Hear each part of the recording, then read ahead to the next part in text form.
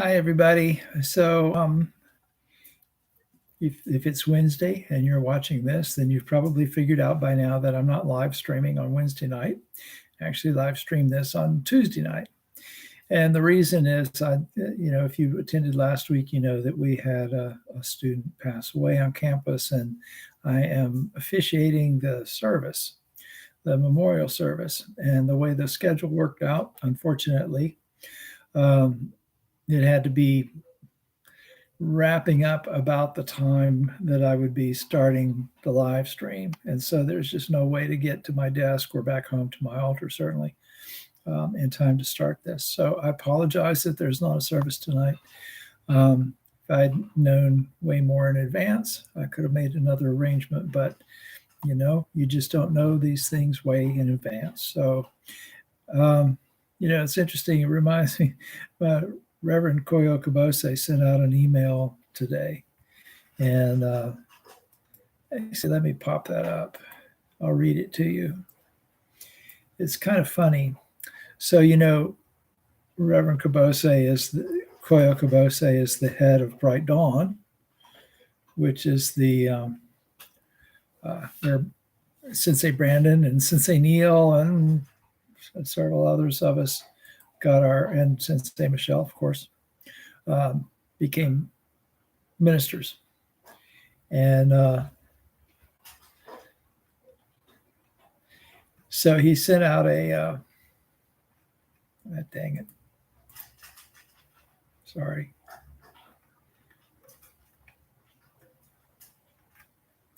Well,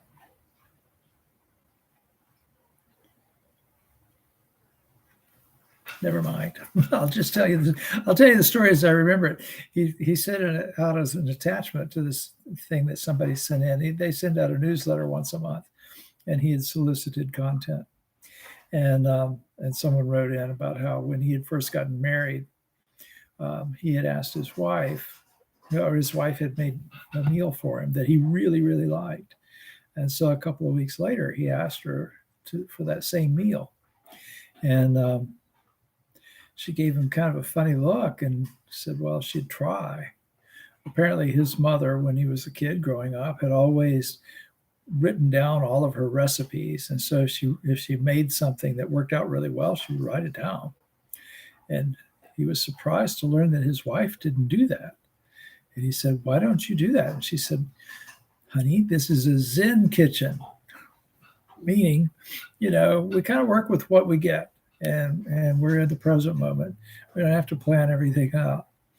Anyway, but it always helps to have a plan. And I've actually been planning like crazy, the last few days for this event Wednesday night.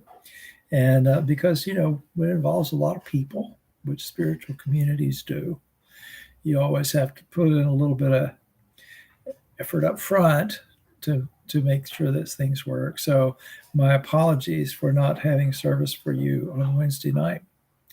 But I should be back to normal.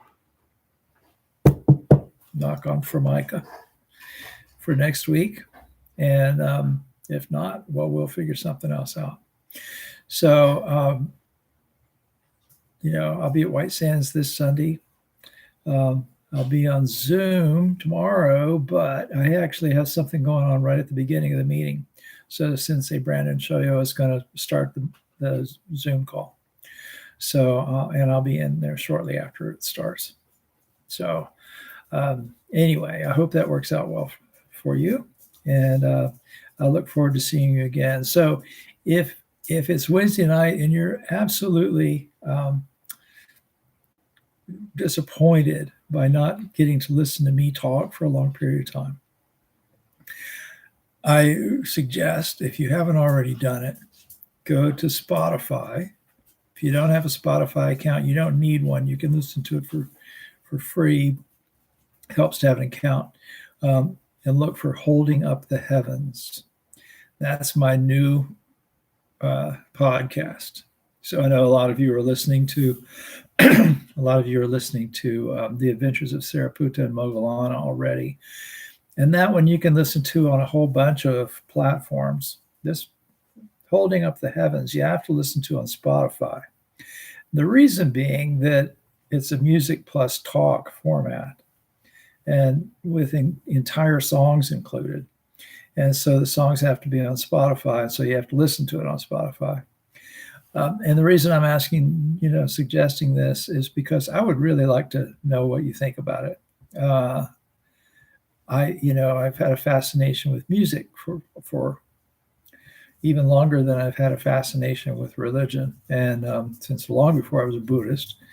And so Spotify started, or the podcasting platform that I use, Anchor, started kind of talking about this until it has this new format. And I thought that would be a lot of fun. I used to teach spin class at the Y. And one of the things that I really liked about that was that I got to string together songs, and make a playlist that would create a certain mood, a certain flow of activity. And I've sort of missed that.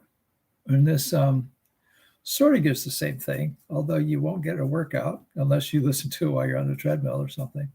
And the content, I'm curious how you feel about the content, because I'm a Buddhist. I'm going to remain a Buddhist, but there is definitely an interfaith movement happening in the world today with religions, people of many different faiths coming together and really kind of reevaluating what it means to be religious, what it means to practice a religion, and all of those kinds of things, and really trying to transcend a lot of the stuff that kind of turned me off to the religion that I grew up with to begin with, like the idea that my religion is right and everybody else's is wrong, and those kinds of things. And really recognizing that we're on this planet together, we're suffering together, we're growing together, all those things. And that, the divine is the divine. It doesn't matter what package you put it in, what wrapper you put on it. That a religion has, Buddhism, I'll sometimes say, is like the whole enchilada. You have an enchilada has a filling, a wrapper, and a sauce.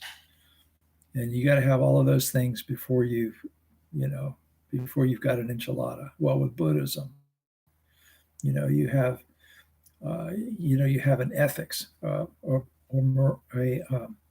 an ethic based on non-harming, and you have a wisdom. You have an understanding of what leads to suffering and what leads away from suffering, and you have something that ties it all together. You have the way you use your mind, the way your mind engages with what goes on. And, and that's Buddhism. And that's many religious practices and religious traditions involve those things, what guides you with regard to the rest of the world, what guides you with regard to how your mind,